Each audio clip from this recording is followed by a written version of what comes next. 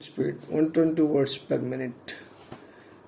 Mr. Speaker, sir, coming to the budget estimates, I am not going to deal at length with the amounts allotted to various departments. I shall deal only with the major policy of the government which should be adopted in future for the welfare of the state. In the sphere of education, which could be put down under three categories, namely college education, school education, and primary education. There is shortage of teachers, even as we have with regard to food and cloth. It is the case so far as secondary grade trained teachers are concerned. In order that there may not be any shortage of teachers and to get over this situation, I suggest that the minimum salary for teachers should be raised from the present level. Along with the shortage of teachers, we also see there is insufficient equipment by way of building accommodation also. A suggestion has been made by the honorable members that the number of pupils to be managed by one teacher should be increased. I think the better course would be to introduce the shift system so that another shift of boys might also receive education without constructing new buildings. In a school building which can normally accommodate 1,000 students, we can have 2,000 students without constructing new buildings.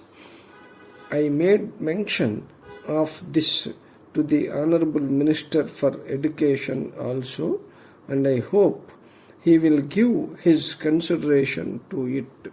If that is adopted, we need not bother about the construction of new buildings immediately. Of course, for permanent institutions, we can construct buildings according to the convenience of the finance of the government. It may also be noted that the shift system in the matter of education is being adopted in some Western countries also. I wish to say a word about land revenue and agriculture. The river Kaveri is running through my district, Coimbatore, Tiruchi, and some other districts.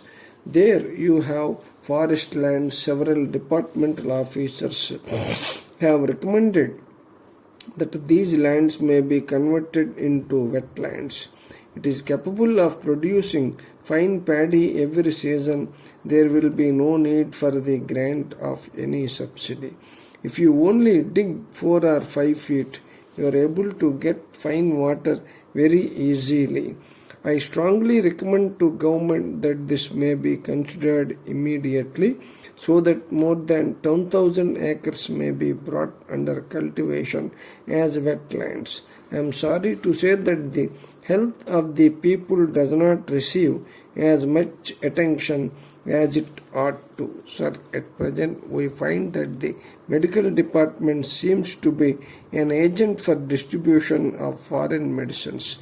They recommend foreign medicines of everybody without taking into consideration their capacity to build, to buy. I do not blame them for it. I do not mean to suggest that the Western system of medicines is bad. We can have that system for certain special branches of treatment.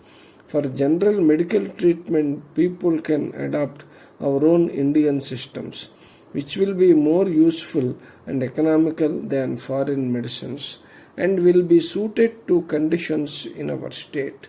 So far as food is concerned, whatever inducement you may offer by way of bonus to speed up procurement, it does not solve the question of food.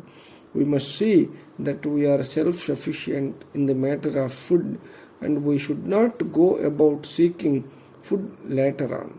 The Honorable Minister for Agriculture said that we are now living in a better times. I think it is only in better times that we should concentrate our attention on the achievement of quick results.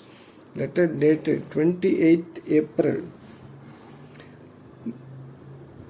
1981 from the General Secretary, All India Electrical Goods Dealers Association, Madras, to the Honorable Minister for Commerce and Government of India, New Delhi. We would like to bring the following kind attention of the Government of India for sympathetic consideration and favorable action. It is a matter for regret that the Government of India has not so far decided to lift the ban on import of high-power electric motors by the members of the association during the current year. In spite of several representations made by the association, we feel sorry to inform you that no favorable orders have so far been issued in the matter. It may be pointed out in this connection that local production for this machinery is found to be quite inadequate from time to time. Hence, we are of the firm opinion that there is no other alternative except to allow import of this machinery in order to meet the increasing demand and to bring down the prices. It is an established act that industrialization alone can help to raise the standard of living of the people of a country quickly. In the above circumstances, we earnestly appeal to the Government of India to kindly take into consideration all aspects of the matter and pass early orders to allow import of this machinery by the members of our association. Thanking you, yours faithfully.